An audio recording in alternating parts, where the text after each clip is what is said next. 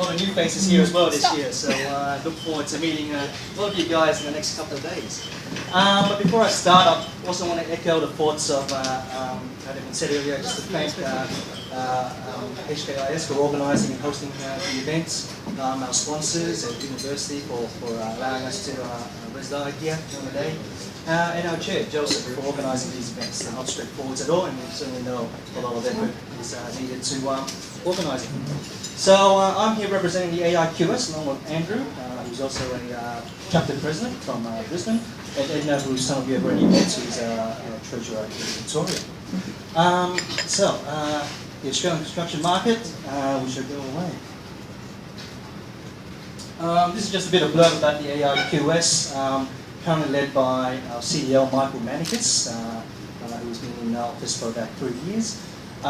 In Australia, each chapter, each state has its own sub-committee, which responds up to the national committee.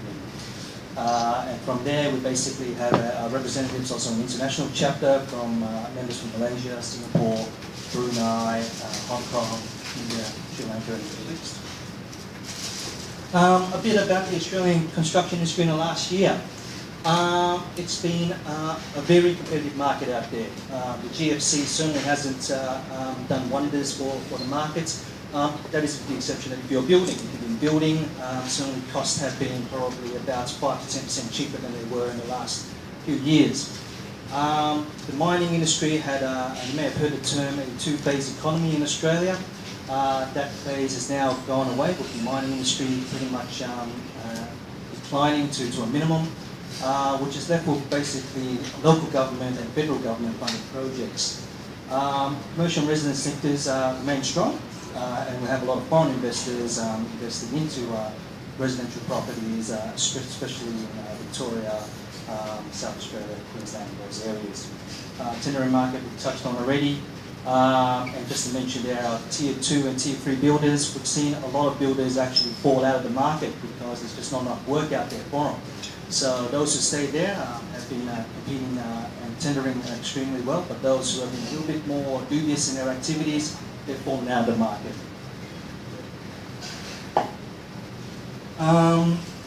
The industry is we're highly focused on sustainability, environmentally sustainable designs, that sort of thing. The use of natural resources, rainwater harvesting, solar powering, it's almost built into every design, every project in Australia. Basically all projects have a minimum of 2.5% associated with BSD initiatives. And generally things like larger projects, public-private partnerships, they may attract more because the funding model may allow for a bit more flexibility in those examples. What I'd like to go through now is probably a couple of key projects that have been built in the last 12 months. The AIQS hosts the Infinite Value Awards, where we recognise major projects on an annual basis. This particular one is the Translational Research Institute, won the Force Architectural Excellence Awards. This one is in Queensland, in a suburb called Wollongabba. Main thing about this project is that it is a pharmaceutical medical research facility. Unlike traditional laboratories, which were almost like little smaller rooms, that sort of thing. What you see in the middle there is a fairly large atrium, and that was pretty much the designing feature of this particular project. It basically allowed, being in Queensland, it's a more hotter tropical climate, not too dissimilar from what we have here, but allowed the occupants to get in and out, enjoy natural ventilation, get a bit of fresh air as they're researching through their medical facilities. According to the judges who evaluated this project, basically this one they believe was the best project they've seen in the last 10 years. Forte, this was Engineering Excellence Blue Scope Steel. What this is it's the tallest timber structured residential building in the world. So there's not a bit of concrete or steel holding that building up. It's all made out of purely engineered timber laminated beams. It's 10 stories in height, 23 apartments in total. Laminated beams, basically taking a whole lot of timbers, sandwiching them together in a glue, and then basically forming a fairly major structural element. And because of that, they managed to build this 10-story building as a world first. Along with that, there's a lot of environmental things, again, like good orientation, energy efficient appliances, I think it's solar heating, as well as hot water systems in this project. Government projects, the Brisbane Supreme Court. This is a fairly major project also in Queensland. Each court has a fundamental design rule where it needs to have, with every court chamber, there needs to be 4 passages. One for the judges and the judiciary, one for the jury, one for the person under trial, and one for the public. So you can imagine 4 corridors going to every space. It's very pokey, there's a lot of corridors, there's a lot of passages. The good thing about this design is that they've made the layout specifically to allow a lot of natural light, so you can see a lot of glazing there. And there's a lot of natural ventilation in this project as well. With CO2 issues and all, a problem in a lot of offices and that sort of thing. Allowing the natural ventilation allows better concentrations and the judiciary situation, I'm sure you understand why. This one is the Sustainable Green Project, the Monash Unit Briggs and Jackson Hall. This is a student accommodation that was partially funded by the National Rental Affordability Scheme. We have a small problem in the Australian market in that trying to buy a house or a residential property is becoming a bit unaffordable. So the government has created this initiative where they will give incentives to private businesses to develop residential projects here where people can actually rent or purchase at affordability levels. This particular one was in Monash University. It has a 5-star Green Star rating and has pretty much all the ESD standard things of solar, grey and black water harvesting, reusable energy, sun shading, natural ventilation and all that. This is a project that's more interesting and more unique. What you see over here is the original Bendigo prison that was built in 1862. It's an old sandstone building, has heritage listing on it, and the prison itself was operational until 1996. Ironically, right next door to it is a secondary school. Why they put a secondary school next to a prison, who knows? But unfortunately, there was an incident where one of the prison inmates had actually taken a few of the staff members from his adjoining secondary college as a sort of like a liberated warrior trying to say, free my comrades. Unfortunately for him, after 46 hours, the issue was resolved, he was taken away and all the people walked out safe. So, but that being said, it is a very historic project. It has the title the Lumbara Theatre, which basically means to gather together to enjoy in celebration and that sort of thing. That's inside the prison itself. So, picture on the right is the original cells. Pictures on the left, the works in progress.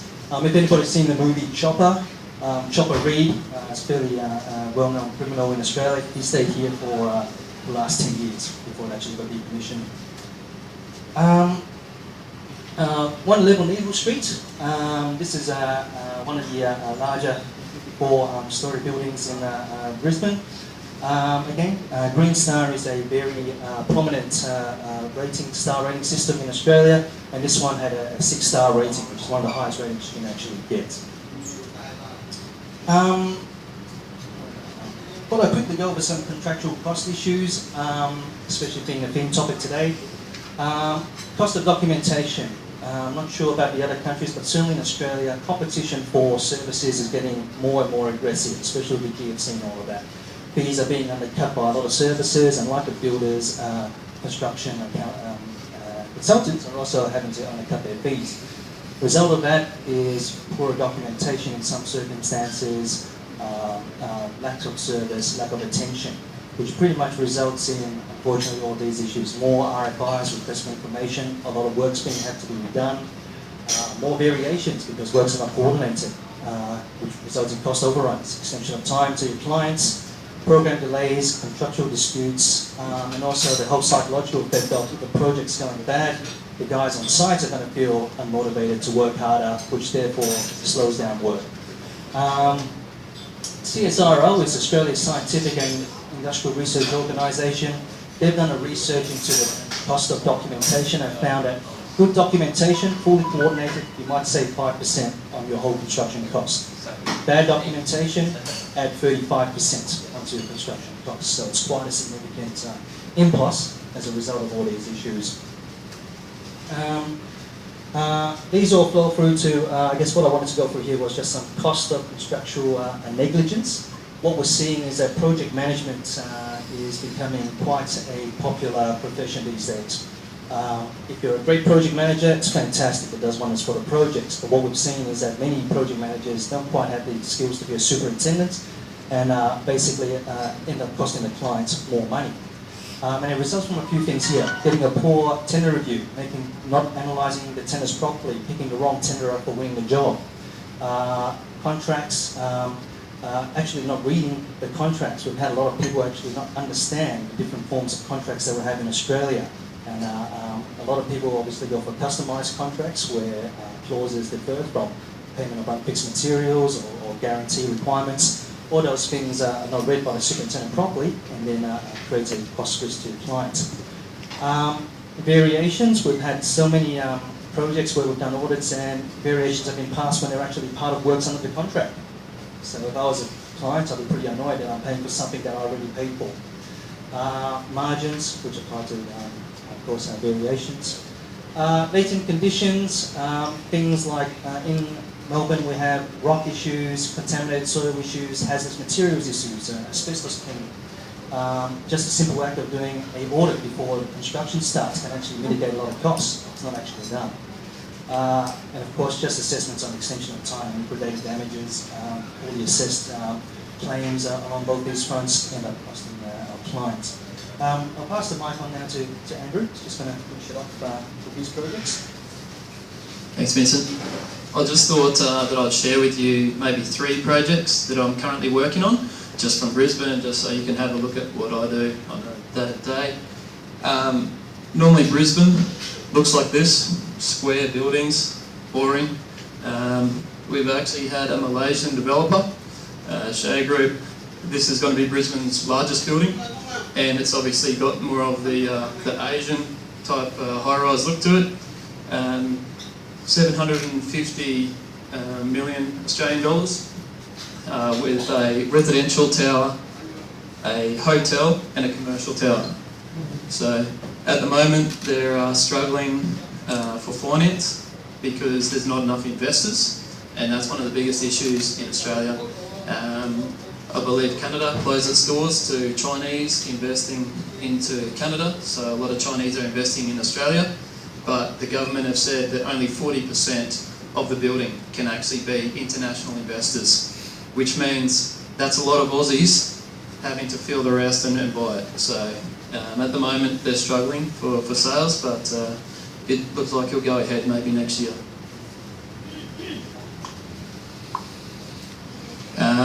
Another one is a coal terminal that I'm working on. This is the extraction of all the coal in Queensland, in Australia, on the eastern coast. This is actually 2 kilometre long coal loading facilities that simultaneously at the same time feeds 3 super tankers and actually brings the coal to China. So this is worth 1.4 billion Australian dollars, and this is just for the trestle. All of the reclamation yards and all of the equipment is worth another 750 million Australian dollars. At the moment, through Queensland, coal seam gas is one of the biggest exports. It's taken over from coal, and there's obviously a lot of work happening through that, the likes of Origin and the guys coming across, and Shell and Bechtel are all coming across. What you'll see here is this is actually the extraction. So I don't know how many of you know what coal seam gas is. You drill down into the ground, extract the gas out of the ground by fracking, so it explodes, the gas comes out. But the problem with bringing gas out of the earth is water.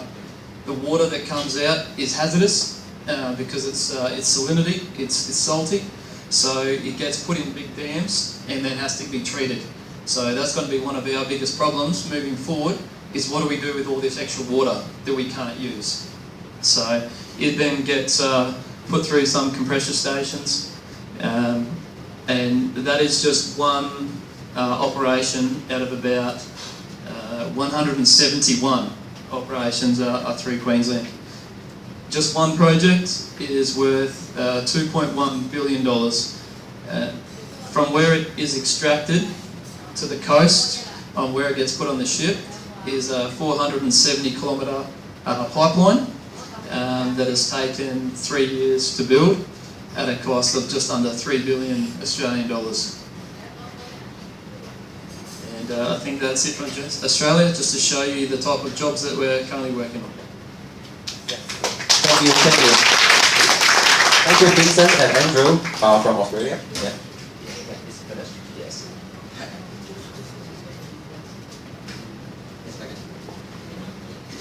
Please be seated. Yeah, I would like invite representative from Japan. Yeah, Japan.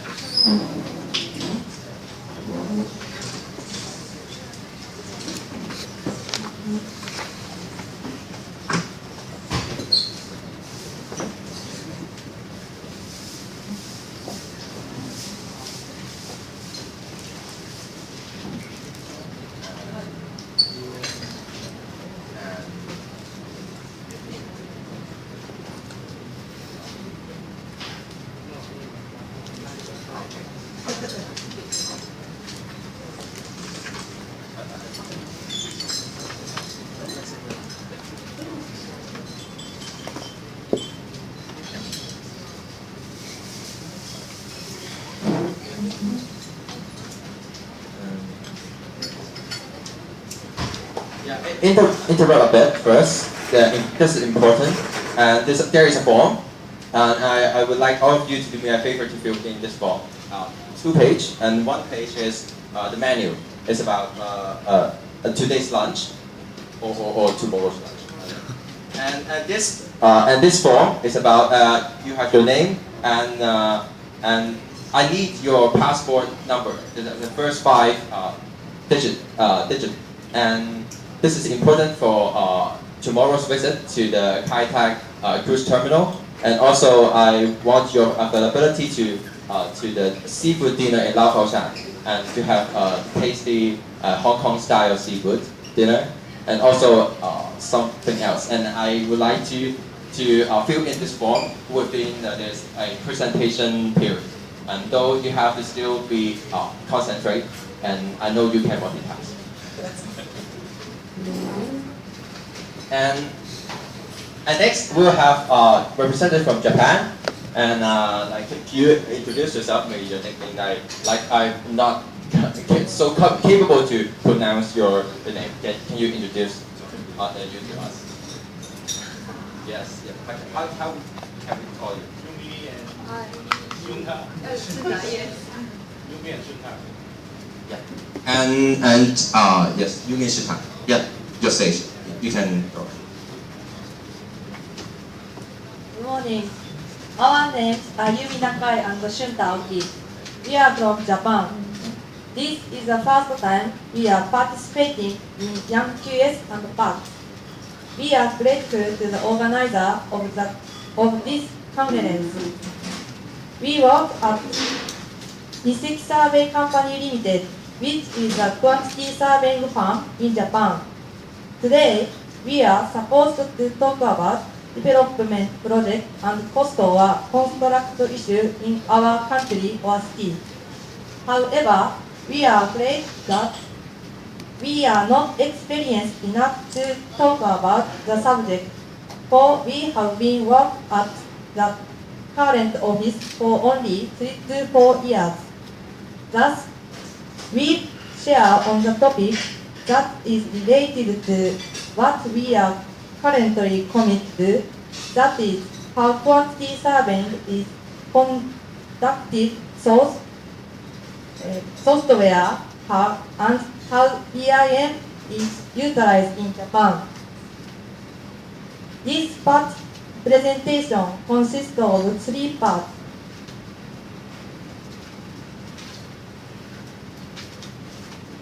Today, we will introduce the software Helios to you. Helios is quantity surveying software. Helios holds a leading share of the Japan market of quantity surveying software in Japan. Thus, we believe that Helios can be used to represent how quantity surveying is conducted in Japan in general. Helios is software that is developed, sold, and operated by Mystic Survey. However, this presentation is not for advertising purposes. We appreciate your understanding.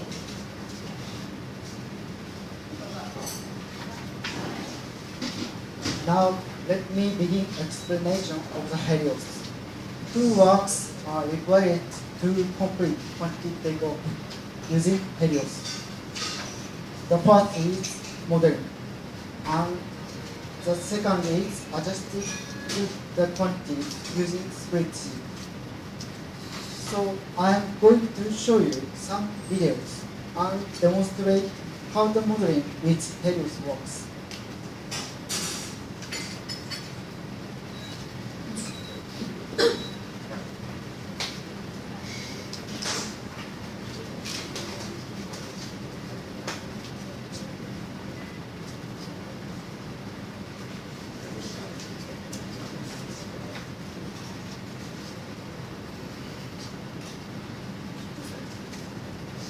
It can generate quantity takeoff for structure and architecture finishes, and it automatically carries out quantity takeoff for formats and structure, interior space, partition walls, etc. It allows users to check the modeling information using 3D viewer. And we can also see cross section using 3D viewer.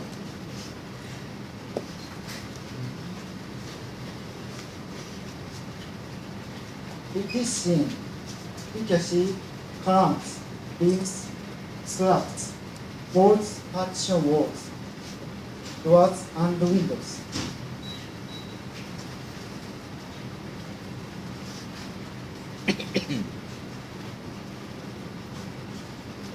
Okay, let's begin modeling.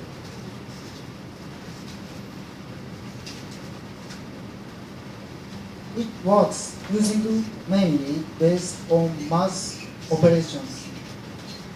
We can build models by clicking and dragging. Choose out the building object from the selection screen on the left. Information on section size and bar arrangement is managed on list of building elements.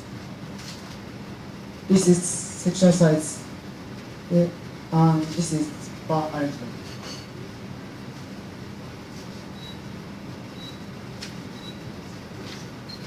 Choose the beams. Choose the slabs. Slabs in the model are automatically arranged. Of course, we can model it freely in manual operation. Choose the walls. Choose the partition walls, windows, doors, interior spaces.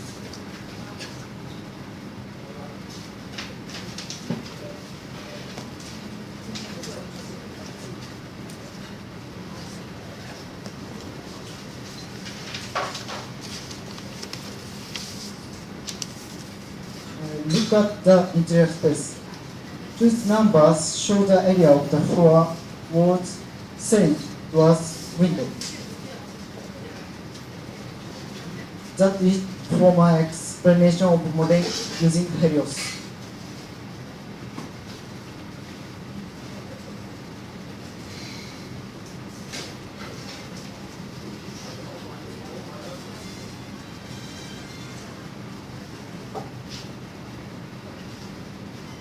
Now, here are the 5 examples showing how the software actually used on properties. Please refrain from taking a picture. All of the images that you see are of actual properties. Here is the first case. This building is used as a public facility. The area is 1,400 square meters, and the building is a reinforced concrete structure. The plan was very simple, so the modeling process did not require much time. Note that the central part is an open ceiling space. This is the second case. This building is used as a school. The area is 4,800 square meters, and the building is a reinforced concrete structure. It consists of 2 buildings. However, we did not have much trouble with modeling, as the design has 2 floors. Here is the third case. This building is used as a hospital. The area is 40,500 square meters, and the building is a steel reinforced concrete structure. In this case, we made effective use of structural data given by designer. Thanks to the structural data, we only have to virtually add information about the finish. In addition, the plan for the upper floor was similar to one another. This also reduced the time for modeling. Here is the last case. This building is used as a library. The area is 9,800 square meters, and the building is a reinforced concrete structure. The entrance and main hall of this property are carved, which usually takes a great deal of time and effort to model. However, by just placing window model and door model on the curved wall on the screen, we were easily able to reduce the computation time for the curved part.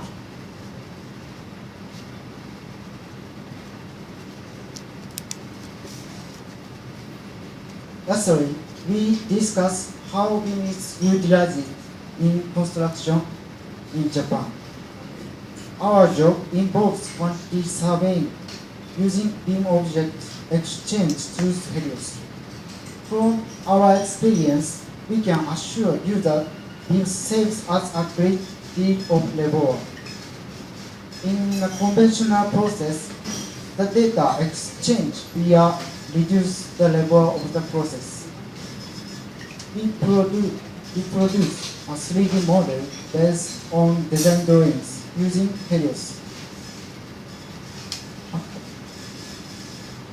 After several verifications using BIM data exchange, we successfully reduced the labor. Our aim is to use the BIM interoperability of Helios to enhance the quality and performance of buildings, increase the efficiency of quantity surveying, and revolutionize the construction business in Japan. To achieve choose goals, we are breaking free from conventional approaches to quantity surveying. This flexibility allows us to continuously make efforts to improve quantity surveying in Japan. The following are the details of BIM PAQS at morning on the 10th of June. The current state of Japan of the utilizing of BIM for quantity surveying by Takashi. That's the end of our presentation. Thank you for your time. See you again next year in Japan.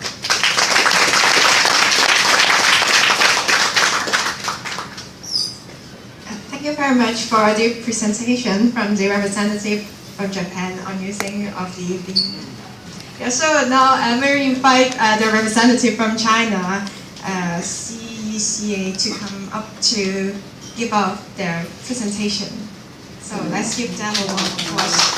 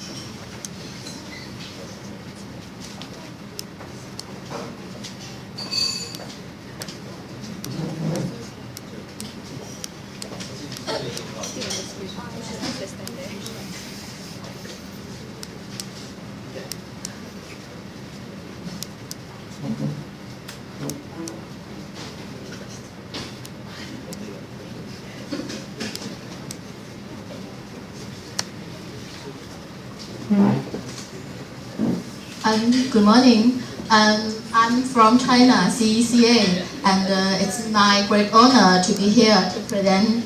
And my present topic that is the latest project development and construction cost trend in China.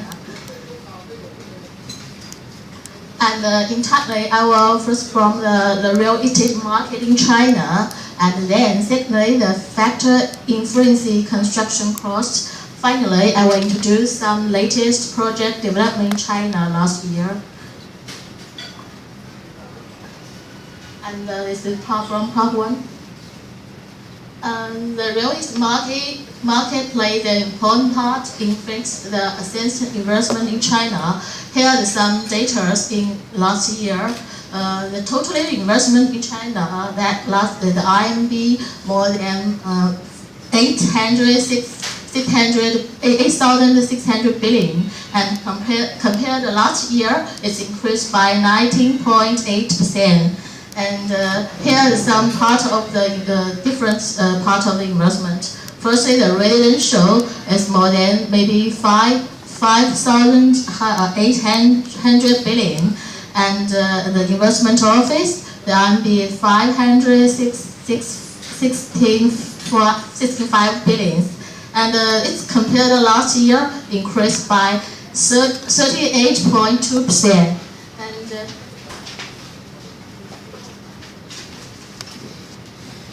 actually, that last year, that domestic financial institutes active in office investment market in China. And now, then the investment commercial RMB is 1,194 billion. Compared last year, is increased by 28.3%. And also, although the market supply is overplus, still new mall is expected to experience longer celebration periods. And here are some of the data for the house selling price. And we can find that from the past 18 months, the house price in China still be improved. And here is some sales performance of major developments in China, and it can be increased greatly in past 2 years. And this is data for the last years. Here we can see that this country government, compared to last year, their sales performance is increased by 131%. It's very higher. And here is some influence on development costs. The proportion of construction cost is very small compared with the land cost. Here we can see the pictures. And This picture is some data from last year. Here is 8 cities in China, and their land cost. This data, the dark gray one is the land cost last year, and the red one is the average house selling price last year.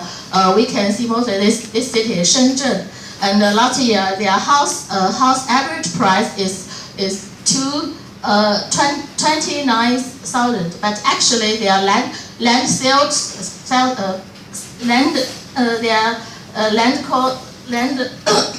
cost price is more than 1,300. It's higher. Yeah. As the real market is growing in China, clients treat more pay attention to time rather than cost. Here is the formula we can find.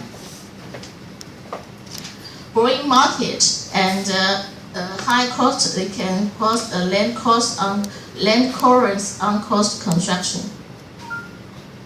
There are the fact influencing construction cost. We have show you some data. This is average construction cost of high-rise apartment in China last year. And then this is the average cost of high-rise offices in China. And it's 5-star hotels.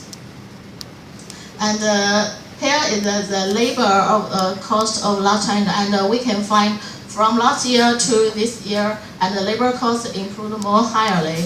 And actually, in the past maybe 20 years, and the Chinese labor's price is improved more, and every year maybe we are 10% to improve the price. And the labor price, but actually the labor price is improved, but some steel bar price will go down this year.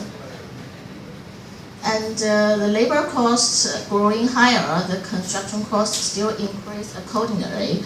However, this promotes the contractor improving of the management and the efficiency. And the material cost is keep fluctuating. However, if the CPI, PPI, and the inflation keep growing, the material cost will be increased collectively. And the change of some policy, the central government start to introduce the VTA tax policy in construction industry, and this will be big impact on the construction cost in China. And actually, and then the contract should be more professional in construction cost management. And now I will introduce some latest project. And this is China map. I will introduce some maybe six projects. And from firstly is Beijing, and then Chongqing, Changsha, and Shanghai.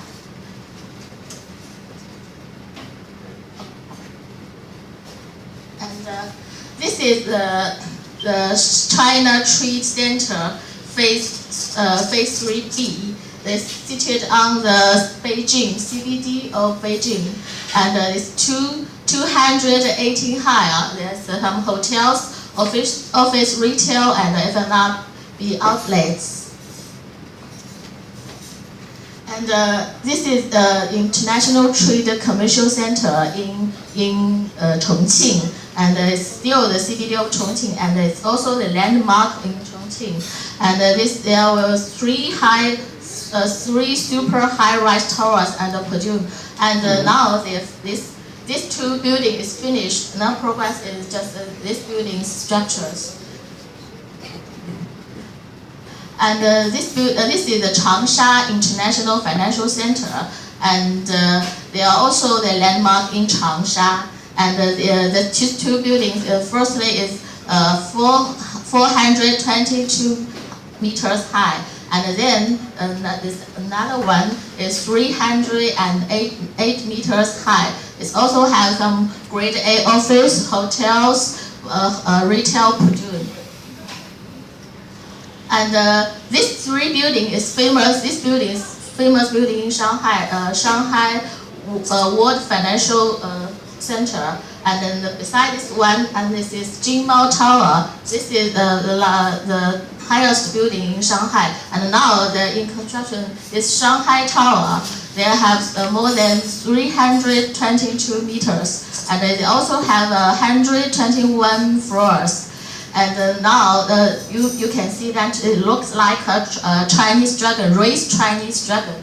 And now they go through into the facade stage, and their facade have 2-layer style, inside, outside, 2-layer glass facade.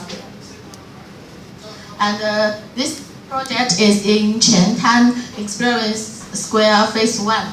And you know that in 2012, Shanghai have explored.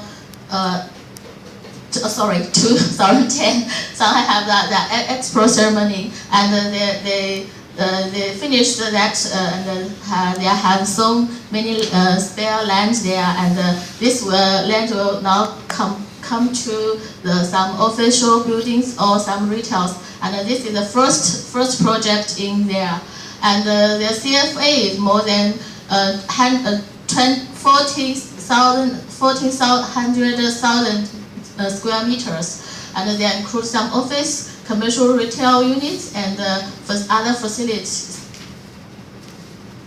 And this is maybe the big entertainment project in Shanghai. It's Dream Center. They have the entertainment and culture district. They include 500-seat IMAX cinema, mock-films, performance rooms, and Broadway-style theaters. And its area is more than 100,000 square meters. And also this will be finished in 2017. And as we all know that maybe last year in Xi'an we've introduced that Shanghai Disneyland, and it will be finished next year. So I think maybe in the future Shanghai will have more maybe we will also some more interesting data we can find in Shanghai. And if all of you have come to Shanghai, welcome to Shanghai to look see around here. And at the end of my presentation, thank you all of you for listening. Thank you.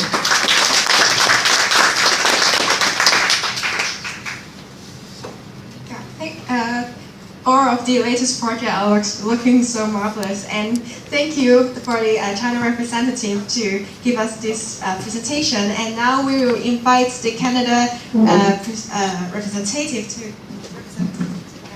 to come up to introduce us there. So let's give them a warm welcome.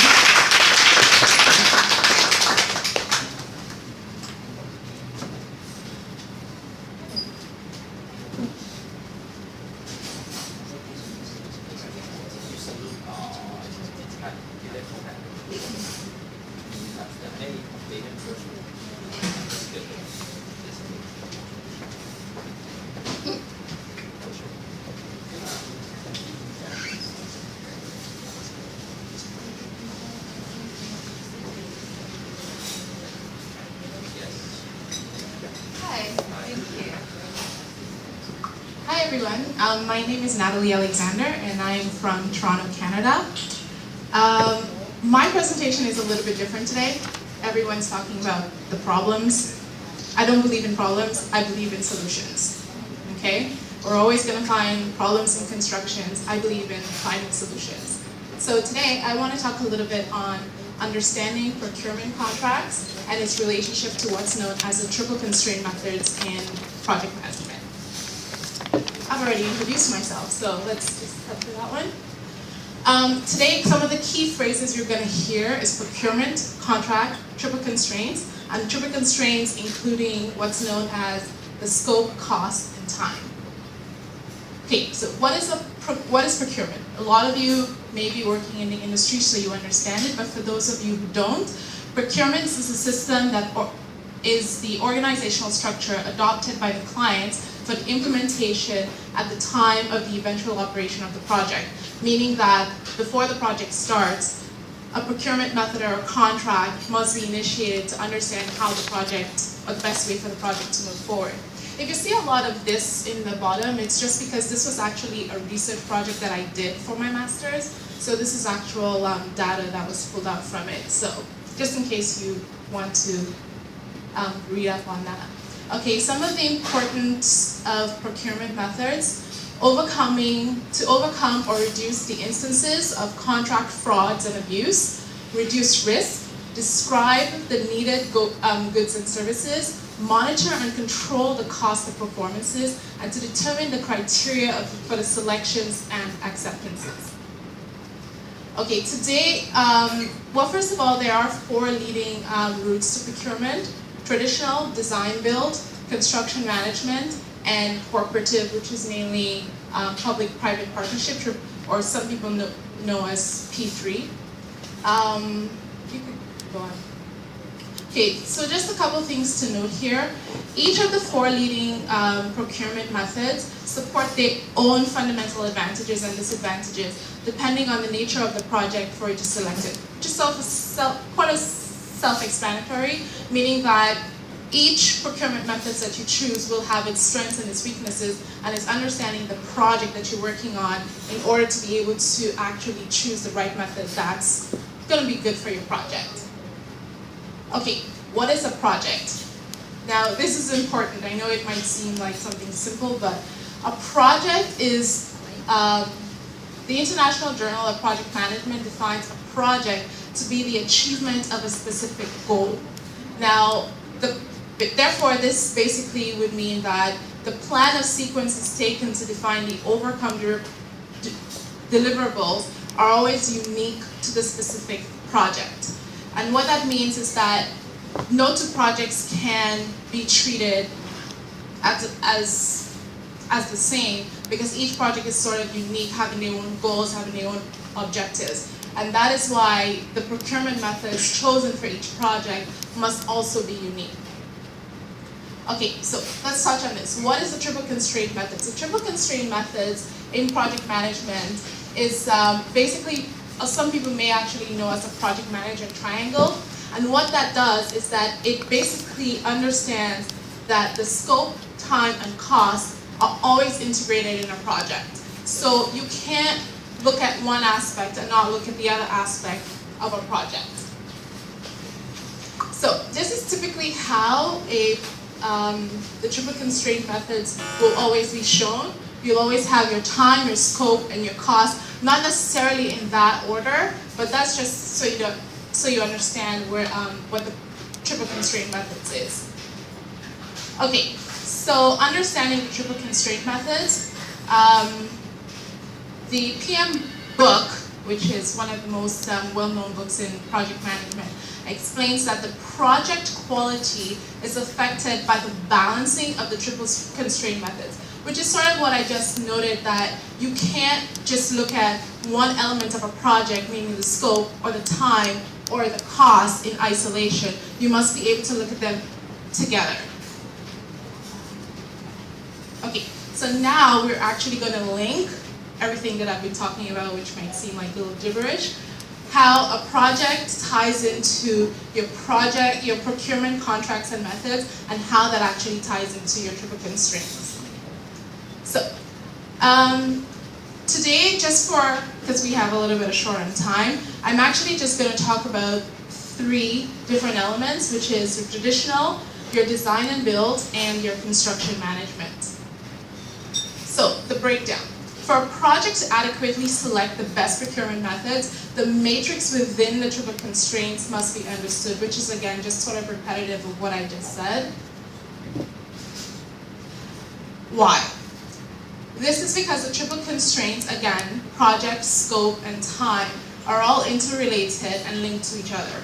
The advantages and disadvantages of these procurement methods, which would be, again, traditional design build, construction management, changes the aspects within the triple constraints, because each procurement method will ultimately have a trade-off against the matrix. And don't worry, it might sound complicated. I'll explain all of it in the end to you.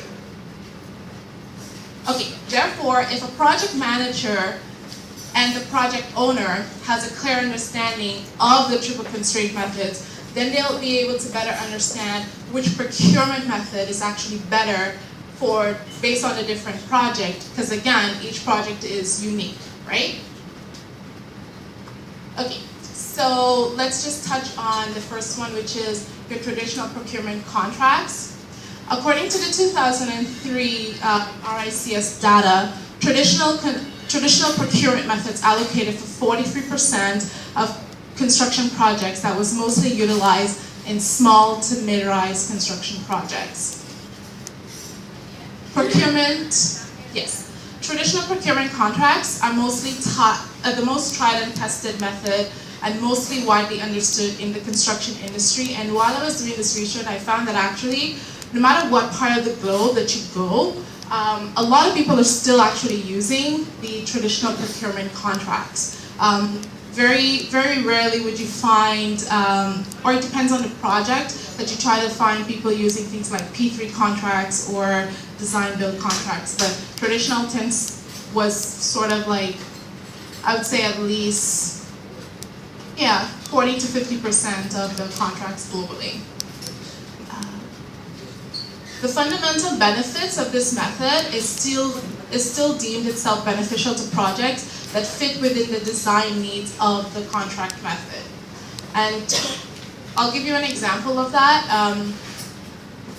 Traditional procurements as a contract method offers value for money because it separates the participants from the different talents. And what that means is that the architect is separate, the owner is separate, the contractor is separate, okay? For a project to understand the use of the traditional procurement method, priority to the matrix must be considered within the triple constraints for the success of that particular project.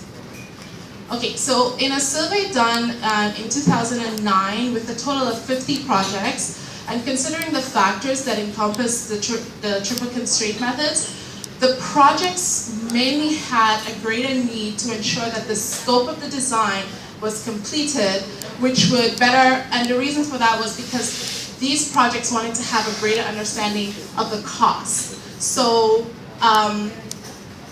they wanted to focus more on the scope of the project because they knew that their cost was the constraint, if that makes sense. So basically, if you know you have a certain amount of money to work on a project, you have to understand the total scope of the work because you don't want to tender and a lot of extra cost comes back from your contracts.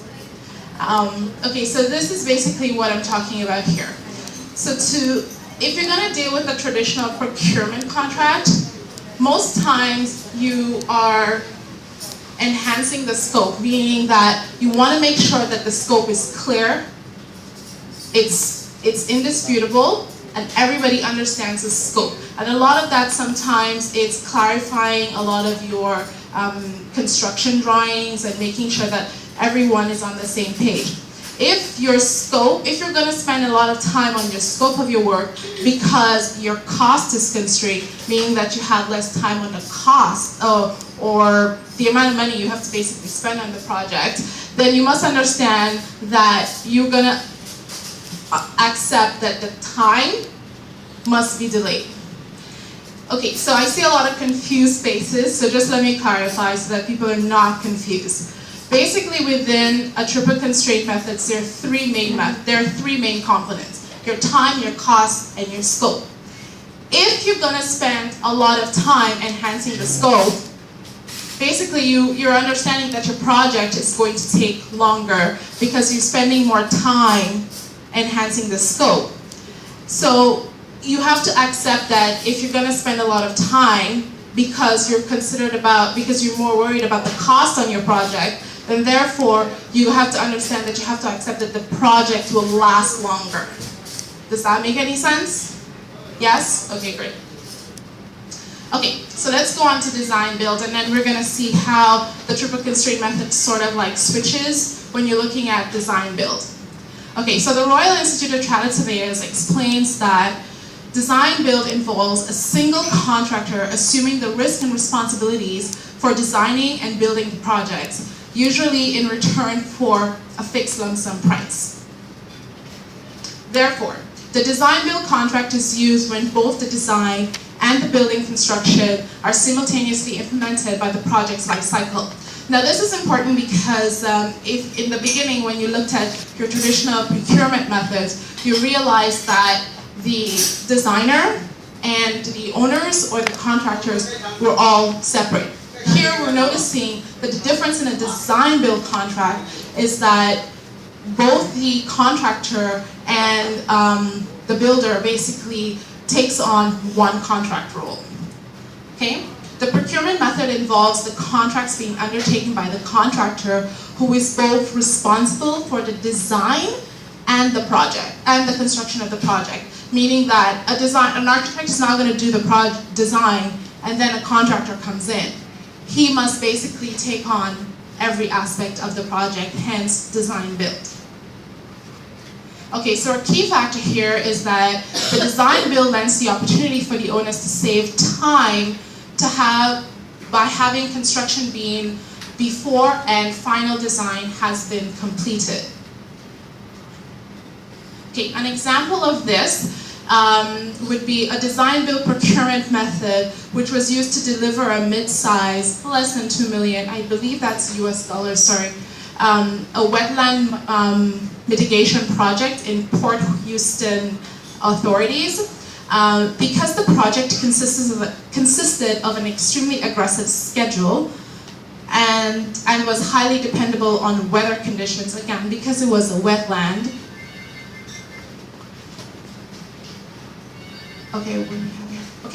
Okay, so anyway, the advantages of design build on a project was necessary for the project that we just spoke about, the wetland in Houston, because they were experiencing tight commencement on a schedule. The required design changes were going to be high. Changes in the field conditions, meaning that because of the location, they were experiencing all of the weather conditions. And the additional cost incurred by the redesign could be adjusted with the existing authorization of the entire project, meaning that the actual contractors were allowed to make changes within the cost of the project itself. Okay, in the example of the Port Houston Authority, we see now that time is now the constraint because it became the most crucial part of the project, and as a result, cost was accepted because the changes were necessary to the overall scope of the project.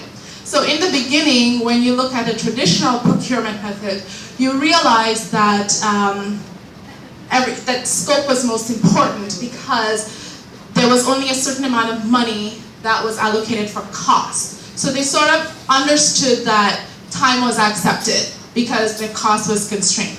Here we see that because time is the constraint, the cost is accepted. Therefore, you can't look at a project and say, oh, I want to build it in less time, less money, less scope. It doesn't work that way. You have to understand that one element is going to sort of suffer, if that makes sense. Okay? So if we look at it here again, just to sort of like simplify it, we realize here that the scope of the work had to be enhanced. The time was constrained. They had little time to produce the work. Therefore, they accepted that, you know what, we're going to have to pay a lot more on this project. And sometimes that typically happens with governmental projects. Let's accept it. Okay, so lastly, we're going to discuss the construction management procurement methods and see how that changes. Basically, construction management requires that specialized works contractors are contracted by the client directly, involving who are basically acting as the construction managers as well. As such, the intent of construction management procurement method is to have a more collaborative workforce with the owners and the owners of the project, as opposed to an adversarial approach to accomplish the project. Okay, why is this important? When construction managers are included in the preliminary design stage, and again, remember when we looked at which one was it? The traditional procurement methods, we realized that the designers worked sort of in isolation. and then the contractors were working off of what the consultants, which would include